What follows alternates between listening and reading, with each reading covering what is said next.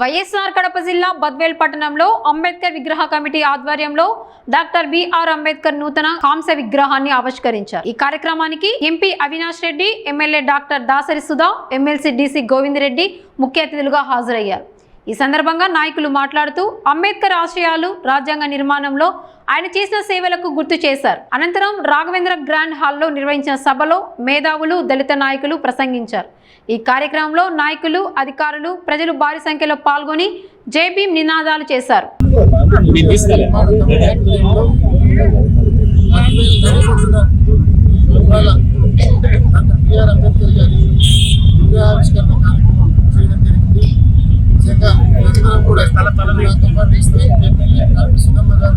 MLC Govind Reddy గారు, అదేవిధంగా విగ్రహ నిర్మాణ కమిటీ సభ్యులు, సభ్యులందరూ, అదేవిధంగా స్థానికంగా ఉన్న వైసీపీ నాయకులు, ప్రజలు అందరి సమక్షంలో ఎంతో ఘనంగా ఇవాళ బిఆర్ అంబేద్కర్ గారి విగ్రహావిష్కరణ చేయడం జరిగింది।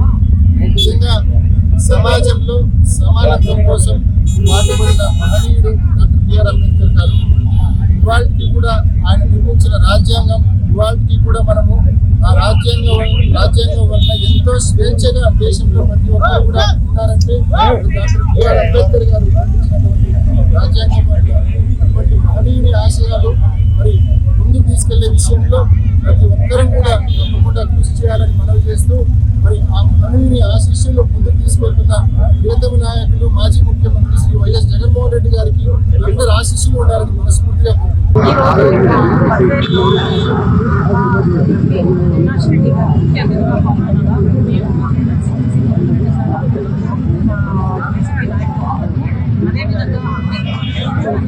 వినయ్ కొద్దిగా పైకి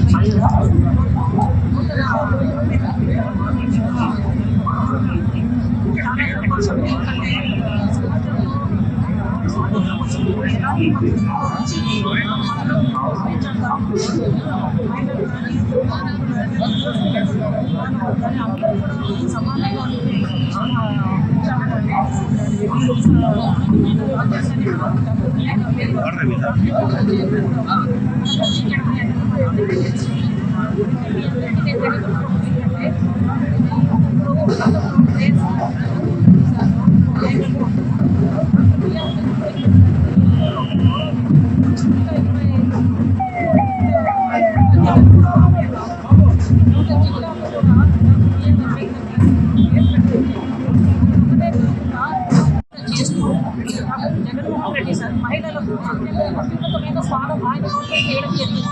అన్నింటిలో కూడా మహిళలకు పట్టణాల్లోనే కాదు, నామినేటెడ్ మార్క్స్లో కానీ, లోకల్ బాడీ ఎలక్షన్స్లో అన్నింటిలో కూడా జగన్మోహన్ రెడ్డి గారు మహిళలకు అత్యున్నతమైన స్థానం ఇచ్చారు।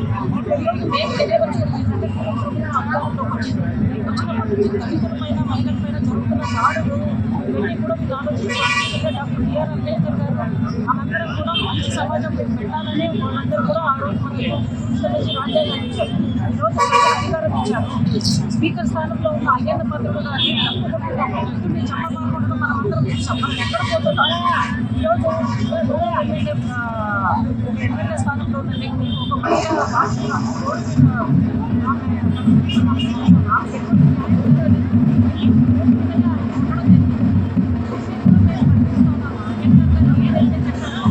దళితులను ఎక్కడ కూడా మరి ఒక కమ్యూనిజము, ఒక నియంత పరిపాలన లేకుండా మరి ఈ 70 సంవత్సరాల మరి ఈ మన సుదీర్ఘమైనటువంటి భారతదేశ చరిత్రలో ముందుకు తీసుకెళ్తున్నాము అంటే ఆనాడు డాక్టర్ అంబేద్కర్ గారి మరి దూరదృష్టి।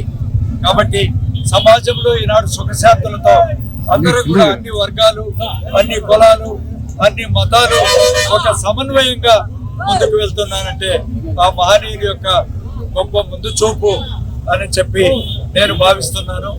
ఏదేమైనా ఈ విగ్రహాన్ని మా గౌరవ పార్లమెంట్ సభ్యులు, మా గౌరవ ఎమ్మెల్యే గారి చేతుల మీదుగా ఈనాడు ఆవిష్కరించుకోవడానికి మాకు రాజ్యాంగబద్ధంగా ఎన్నుకోబడినటువంటి ప్రముఖులతో మరి ఈనాడు ఓపెన్ చేయబడింది।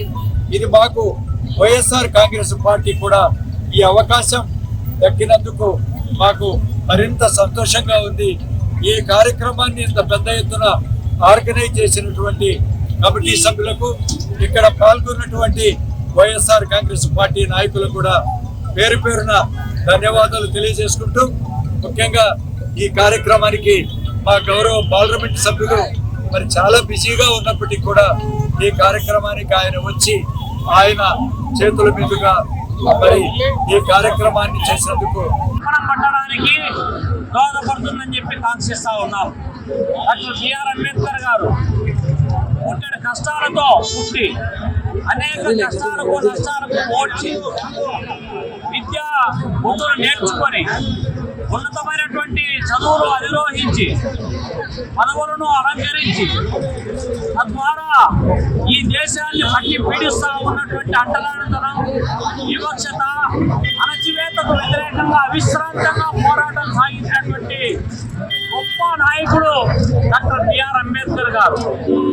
దేశంలో విద్యార్థుల నుంచి యువజనుల వరకు, మహిళల నుంచి మైనారిటీల వరకు, అణగారిన వర్గాల వరకు, కార్మికులు, కర్షకులు గుర్తు పెట్టుకోదగినటువంటి వ్యక్తి డాక్టర్ బిఆర్ అంబేద్కర్ గారు.